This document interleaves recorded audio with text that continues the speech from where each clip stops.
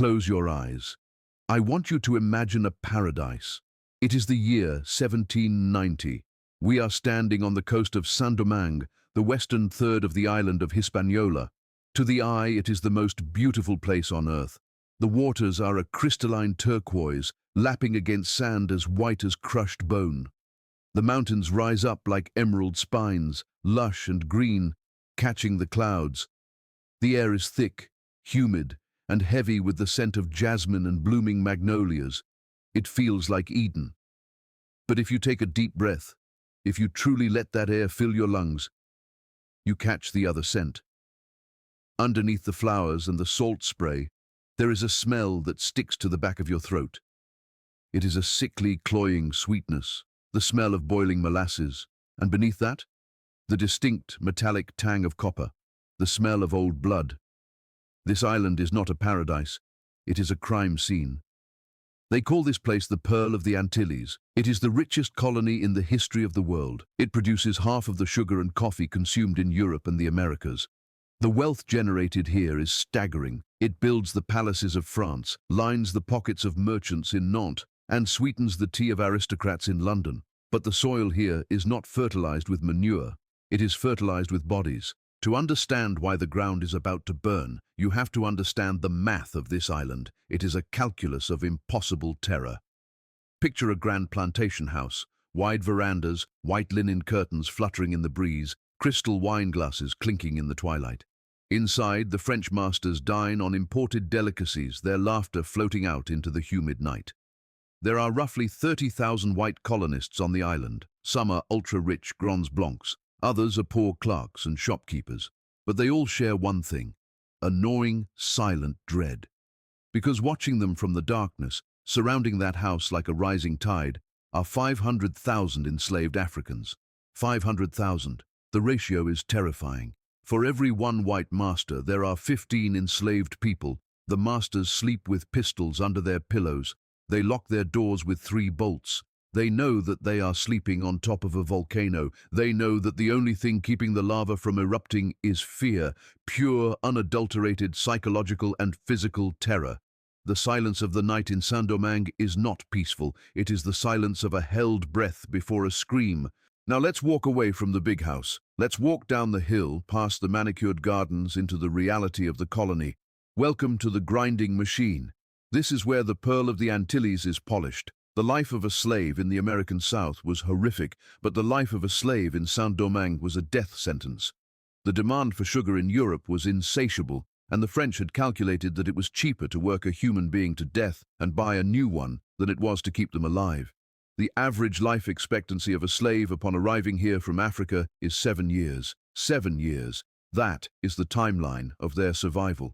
They are not treated as humans or even as animals. They are treated as batteries, components in a machine to be used up and discarded. The sun here is not a warm embrace. It is a hammer. It beats down on the cane fields from dawn until dusk. The cane itself is razor sharp. It slices the skin, leaving cuts that fester in the tropical humidity. The insects are relentless, but you cannot stop. If you stop, you hear the crack of the whip. The Code Noir, the black code meant to regulate slavery, technically forbids the worst tortures. But out here, in the fields, the law is whatever the overseer says it is. The heart of this nightmare is the sugar mill. Can you hear it? A low, rhythmic rumbling that shakes the earth. The mill is where the cane is crushed to extract the juice. It operates night and day during the harvest. The rollers are massive, wooden or iron cylinders, turning with crushing force. Feeding the cane into these rollers is a job that requires total focus, but the people doing it have been awake for 18-20 hours. They are exhausted, starving, and hallucinating from dehydration. It happens in a split second. A hand slips, a sleeve gets caught, the rollers grab the limb. There is no emergency stop button. There is no mercy. The standard procedure, the standing order, is that if a slave's arm is caught in the mill, the overseer standing by with a hatchet is to immediately chop off the arm to save the machine, not to save the man, to save the equipment. The mill must not stop. The sugar must flow. This is the reality that 500,000 people wake up to every single morning, a world where their bodies are fuel for an empire that despises them. But in the shadows of the slave quarters, in the deep forests where the overseers are afraid to go, something is changing. The batteries are starting to talk to each other. The machine is about to break. It is the night of August 14th, 1791. The air is so thick with humidity, it feels like a physical weight, pressing down on the canopy of the forest. We are miles away from the plantations now, deep in the alligator woods of Montrouge. This is a place the French masters do not go. It is too dark, too tangled, too wild. But tonight, the forest is alive.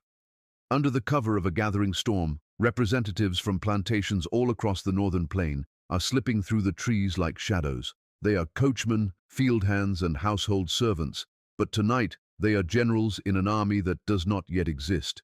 They gather in a clearing known as Bois Caïman. At the center stands a man who looks like he was carved from obsidian. His name is Dutty Boukman. He is a foreman, a leader, and a hungan, a voodoo priest. Standing beside him is Cécile Fatiman, a mambo, her eyes wide with a terrifying intensity. The wind begins to howl, whipping the branches into a frenzy, matching the rising chant of the crowd. This is not a political meeting. This is a spiritual convocation. They are calling on something older than France, older than chains. Thunder cracks directly overhead, shaking the ground as the ceremony reaches its fever pitch. Cécile Fatiman steps forward. In the flickering light of the torches, she holds a black pig. The animal screams, a sharp, piercing sound that cuts through the thunder.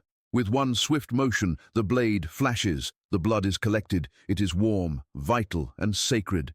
As the cup is passed from lips to lips, binding every soul in that clearing to a pact of death or freedom, Boukman speaks. His voice is a low rumble that seems to come from the earth itself. He prays, but not to the Christian God of the masters. The God of the whites creates crime, he thunders, rain streaming down his face. But our God who is in the sky, who sees all the suffering, he orders vengeance.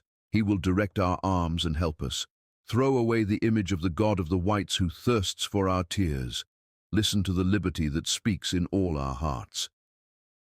The storm breaks fully now, washing away the fear, washing away the submission. When they leave the forest that night, they are no longer slaves. They are the storm.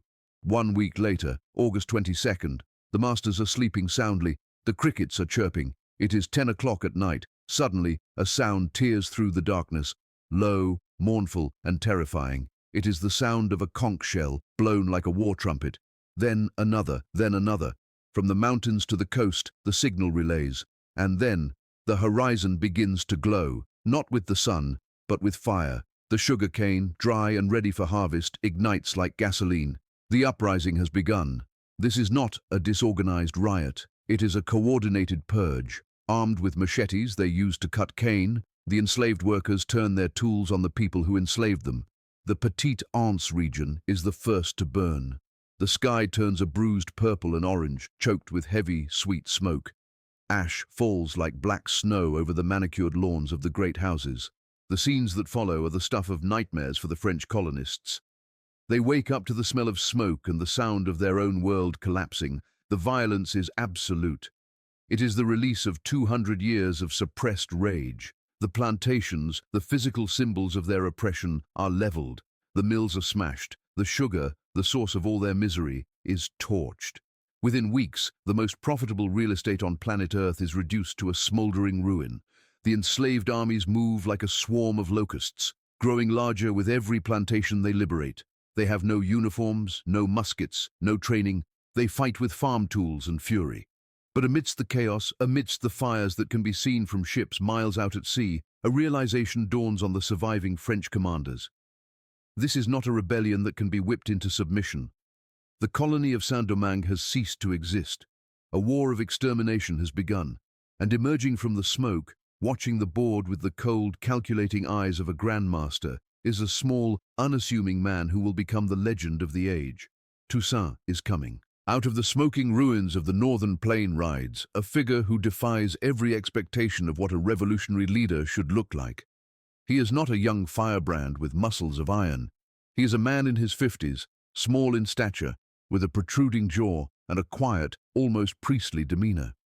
His name is François Dominique Toussaint, but history will know him as Toussaint Louverture, the opening, because wherever he goes, he forces a way through. He was a free man before the first torch was lit, a man of some wealth and education, a carriage driver and a veterinarian. He had everything to lose. Yet when the fires started, he rode into the camps of the rebels not to loot, but to lead. He looks at the chaos of the uprising, the drunken celebrations, the disorganized mobs armed with table legs and stolen knives, and he sees a tragedy in the making. He knows that rage burns out, but discipline endures. He knows that the French Empire will not stay stunned forever. They will return, and they will bring professional soldiers. If his people are to survive, they must stop being a mob and become a machine. Toussaint begins the impossible task of forging an army from the ashes. In the remote camps, the sound of drunken revelry is replaced by the sharp, rhythmic bark of drill commands. He teaches men who have only ever known the whip how to hold a musket, how to march in formation, how to execute complex maneuvers that would impress a Prussian general. But he combines this European discipline with the terrifying unpredictability of African guerrilla warfare. He creates a force that can stand in a line of battle or vanish into the jungle like smoke. He adopts the title General of the Armies of the King, initially fighting for Spain against revolutionary France because Spain offers him guns. He writes a letter to the people of Saint-Domingue that echoes like a thunderclap. Brothers and friends, I am Toussaint Louverture. My name is perhaps known to you. I have undertaken vengeance. I want liberty and equality to reign in Saint-Domingue. I work to bring them into existence. Unite yourselves to us, brothers, and fight with us. It is the voice of a statesman rising from the throat of a former slave. What follows is a geopolitical chess match played at the highest level, with Toussaint moving pieces against the most powerful empires on earth. It is a dizzying display of intellect. When Spain stops being useful, he abandons them. When the British invade, smelling weakness and hoping to seize the rich colony for themselves, Toussaint turns his new army against them. He fights the famous redcoats in the fever-ridden jungles, bleeding them dry until they flee back to their ships, defeated by an army of former slaves. And when the radical government in France finally proclaims the abolition of slavery in 1794, Toussaint stuns the world again. He switches sides. He joins the French Republic, bringing his seasoned army with him. He defeats the Spanish. He defeats the British. He defeats internal rivals. By 1801, he is the Governor-General of the island. He drafts a constitution, the first ever to prohibit discrimination based on skin color. He is effectively the king of a black autonomous state. But across the Atlantic, the winds have shifted. The chaos of the French Revolution has ended, and a new order has risen, embodied by a man who shares Toussaint's genius, but possesses a heart of ice. Napoleon Bonaparte. Napoleon sits in Paris, looking at a map of his empire. He sees the blue ink of the Caribbean, and he does not see people. He sees lost revenue. He sees gilded Africans wearing the epaulets of French generals, and it offends his sense of order. He needs the sugar profits to fund his wars in Europe. He needs to restore the old way. He famously growls to his ministers, "I will not leave an epaulette on the shoulders of these Negroes." He prepares a fleet, the largest armada ever to sail from France to the Americas. The time for diplomacy is over. The chess game has ended. The hammer is about to fall. It is February 1802. The horizon off the coast of Saint-Domingue ceases to be a horizon. It becomes a wall of wood and canvas. General Charles Leclerc, Napoleon's own brother-in-law, stands on the deck of the flagship L'Océan. Behind him are nearly 80 ships and tens of thousands of battle-hardened troops. It is a floating city of war, the largest expeditionary force France has ever sent across the Atlantic. On the shore, Toussaint watches them come. He counts the sails. He sees the tricolour flag snapping in the wind. He turns to his officers, his face grim. "We must perish," he says softly. "All of France has come to Saint-Domingue." But Toussaint does not plan to perish quietly. He knows he cannot defeat this leviathan on the open beach. He has to change the game. He issues a command that chills the blood of even his most loyal soldiers. It is the doctrine of total war. Do not leave them a blade of grass or a drop of water. Poison the wells, burn the cities, let them find only hell. When the French fleet finally maneuvers into the harbor of Le Cap, they expect a surrendered city. Instead, they see a torch. Henri Christophe, Toussaint's lieutenant, has set the city on fire. The governor's palace, The rich merchant houses, the warehouses, all ablaze. The French soldiers land not in a prize of conquest, but in a furnace. They step off their boats into ankle-deep ash. The air is unbreathable, and there is no one there. The army of former slaves has vanished into the mountains, leaving nothing behind but charred ruins and silence. The French advance inland, confident in their superior firepower, but they find themselves fighting a ghost. They march into the jungle, sweating in their heavy wool uniforms, dragging heavy cannons through the mud. And then, the ambush. A volley of musket fire from the trees, a sudden charge of machete-wielding warriors who strike and disappear before the French can reload. It is a war of nerves. The French occupy the towns, but the Haitians own the night. Months pass, the fighting is brutal, a stalemate written in blood. Leclerc is desperate, his men are tired, morale is breaking, and the first signs of the wet season are appearing. He realizes he cannot catch the wasp, so he decides to trap him. Leclerc sends letters to Toussaint, letters dripping with flattery and lies. He promises peace. He promises that if Toussaint lays down his arms, the freedom of the blacks will be respected. He appeals to Toussaint's honor, to his desire to see his country stop bleeding. Toussaint, perhaps weary after a decade of war, or perhaps believing that his army is strong enough to enforce the peace, agrees to a parley. He rides down from the mountains. He walks into the meeting place unarmed, a gesture of good faith. But there is no honor here. The trap springs. French bayonets surround him. He is seized, bound, and dragged away. They hustle him onto a ship bound for France, a prisoner of the state. He is stripped of his uniform, his family taken with him. As he steps onto the gangplank, leaving the island he forged from the fire, Toussaint Louverture stops. He turns to his captors, and with the uncanny foresight that defined his life, he delivers his own eulogy and their curse. In overthrowing me, you have cut down in Saint-Domingue only the trunk of the tree of liberty. It will spring up again from the roots, for they are numerous and they are deep. The ship sails. Toussaint will die alone in a freezing dungeon in the Jura Mountains of France, coughing his lungs out in the cold. He will never see his island again. But he was right. The French thought they had cut off the head of the snake. They didn't realize they had just uncaged the tiger. With Toussaint gone, the French commanders toast to their victory. They believe the snake is dead. They believe the colony will return to the whip and the chain, quiet and profitable. But they have made a fatal miscalculation. Toussaint was the diplomat, the statesman, the man who believed in treaties and written words. The man they have left behind, the man now rising to take command, believes in none of those things. His name is Jean-Jacques Dessalines. If Toussaint was the brain of the revolution, Dessalines is the blade. He bears the scars of the whip across his entire body, a topographical map of torture that he wears like armor. He does not want to negotiate with France. He wants to burn France out of his home. And just as Dessalines takes command, the mask of the French Empire slips.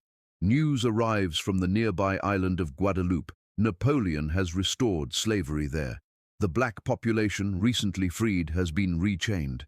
The lie is revealed. The truce is shattered. The people of Saint-Domingue realize that this is not a war for political autonomy. It is a war for their very right to breathe as human beings. The violence that follows pushes past the boundaries of war and enters the realm of madness. General Rochambeau, who takes command after Leclerc falls ill, is a sadist who treats cruelty as a sport. He decides that bullets are too expensive and too honorable for rebels. He begins mass drownings, loading hundreds of Haitians onto ships, weighing them down with chains, and dumping them into the harbor until the water is choked with floating bodies. He invents primitive gas chambers, suffocating prisoners in the holds of ships with burning sulfur. But his most infamous act is the dogs. Rochambeau imports hundreds of massive mastiffs from Cuba, manhunters trained from birth to feed only on black flesh. He stages a horrific demonstration in the courtyard of the government house, throwing a Haitian prisoner to the beasts while French aristocratic ladies watch from the balconies, fanning themselves as if at the opera. It is a descent into absolute barbarism. But for every atrocity the French commit, Dessalines answers in kind. When Rochambeau hangs 500 prisoners, Dessalines marches 500 French officers to the top of a hill in plain view of the French camp, builds 500 gallows, and hangs them all at sunrise. His policy is simple and terrifying. Coup et tête, Boulquet, cut off the heads, burn down the houses. But the Haitians have an ally that Rochambeau cannot hang, shoot, or feed to the dogs. It arrives on the wings of the rainy season, a low, persistent buzzing sound that fills the swampy air. The mosquito. The French army, fresh from Europe, has no immunity to the tropical pathogens of the island. Yellow fever strikes the camps like a biblical plague. It is a horrific way to die. It starts with a headache, then a fever, then delirium. Finally, the black vomit, the body expelling digested blood. Soldiers who looked healthy in the morning are dead by sunset. The French hospitals are overflowing. The dead are piled in the streets because there is no one left to bury them. General Leclerc, Napoleon's brother-in-law, catches the fever and dies, his grand armada rotting in the harbour. Of the 35,000 troops that arrived to reconquer the island, over 20,000 are dead within months. The French are no longer fighting an army, they are fighting the land itself. And watching from the hills, immune and relentless, Dessalines prepares for the final strike. The ghosts are ready to take the fort. It is November 18th, 1803. The end of the world for the French Empire in the West has a name: Vertières. It is a hill just outside the burned-out city of Le Cap, a fortress of earth and stone where General Rochambeau and his remaining forces have dug in like cornered rats. They are starving, sick, and terrified, but they have the high ground and a battery of heavy cannons aimed down the slope. Below them, waiting in the mud, is the indigenous army. Jean-Jacques Dessalines does not plan a siege. He does not plan to wait them out. He intends to take that hill by force, to storm the gates of hell with nothing but flesh and bone. He gives the order to attack at dawn. The air explodes. The French cannons unleash grape shot, canvas bags filled with jagged metal balls that turn into a shotgun blast the size of a house. It shreds the trees, it shreds the ground. But the Black Army does not stop. They step over the bodies of their brothers, singing as they march into the fire. Leading the charge is a brigade commander named François Capois. But on this day, he earns a new name: Capois la Mort, Capois the Death. He is mounted on a great horse, saber drawn, screaming, "Forward!" into the teeth of the French artillery. A cannonball tears through his horse, sending the animal crashing to the bloody mud. Capois rolls, scrambles to his feet, grabs his sword, and keeps running uphill on foot. Another volley whistles past, shooting the feathered hat right off his head. He does not flinch. He waves his blade at the French gunners and roars, "Forward! Forward!" The spectacle is so shocking, so undeniably heroic, that the battle momentarily stops. The French soldiers, stunned by this display of immortality, cease fire. A French drummer boy is sent out, not to surrender, but to deliver a message from Rochambeau. The general sends his compliments to the officer who has covered himself in such glory. It is a bizarre, surreal moment of 19th century chivalry in the midst of a war of extermination. The compliment is delivered, the drummer retreats, and then the slaughter resumes. But the spell of French invincibility is broken. Capois and his men reach the walls. They swarm the redoubts like rising water. The French defenses crumble under the sheer weight of Haitian courage. As the sun sets, a torrential rainstorm opens up, turning the battlefield into a river of mud and blood, washing away the last hopes of Napoleon's army. Under the cover of the deluge, Rochambeau accepts the inevitable. He sends a messenger to negotiate the surrender. He has 10 days to evacuate the island. The mightiest army in Europe has been defeated by a people who were in chains 12 years ago. As the French ships prepare to limp out of the harbour, leaving behind their dreams of empire, the sound of the ocean is drowned out by a new sound rising from the hills. It is the beating of drums, the sound of a victory that will shake the foundations of the slave-holding world. The gate is open, the path is clear, a new nation is about to be born. It is November 18th, 1803. The end of the world for the French Empire in the West has a name: Vertières. It is a hill just outside the burned-out city of Le Cap, a fortress of earth and stone where General Rochambeau and his remaining forces have dug in like cornered rats. They are starving, sick, and terrified, but they have the high ground and a battery of heavy cannons aimed down the slope. Below them, waiting in the mud, is the indigenous army.